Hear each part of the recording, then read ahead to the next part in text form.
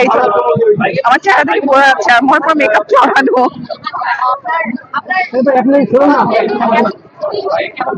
খুব ভালো লাগছে।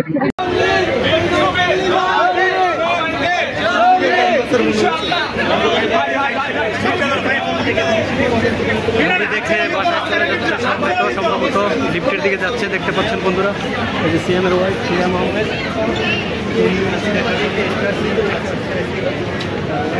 এটাতেই যাবো আমরা, এটাতেই যাবো, এটাতেই যাবো, মুকুল ভাই এটাতেই যাবো। হ্যাঁ এটাতেই যাবো। ধরো লিফট ধরো, লিফট ধরো মিলন, লিফটটা ধর।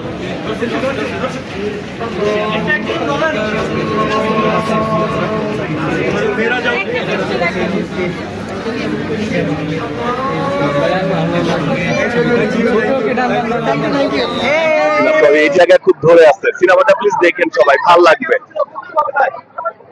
খুব ভালো, খুব ভালো। প্রত্যেকটা আর্টিস্ট, কাস্টিং, ডিরেক্টর, আসলে স্পেসিফিক কাউকে থ্যাঙ্কস দিয়ে ছোট করতে চায় না, but it was a fantastic movie, a fantastic family drama. Thank you. ভালো ভালো ভালো ভাইয়া, আমি 10-এ 100 দিব ভাইয়া, আমার এত ভালো লাগছে। Thank you, thank you. আল্লাহ হাফেজ, ঈদ মোবারক।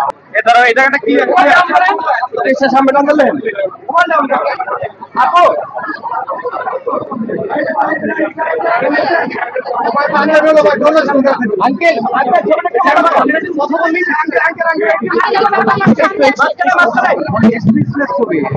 এক ভিন্ন সিয়ামকে দেখলাম এবং একটা ছবি, এটা ছবি না, একটা বাস্তব জীবনের প্রতিফলন এবং একটা গল্প যখন সমাজের কথা বলে, মানুষের কথা বলে, দেশের কথা বলে এবং পরিবারের কথা বলে। আমি তো আমার আব্বা আম্মার রিয়াকশন দেখতে এসেছি, কারণ বারবার বলছিলাম যে এটা ফ্যামিলি নিয়ে দেখার মতো ছবি নাকি। আমাকে অনেক জার্নালিস্ট কোয়েশ্চেন করেছেন।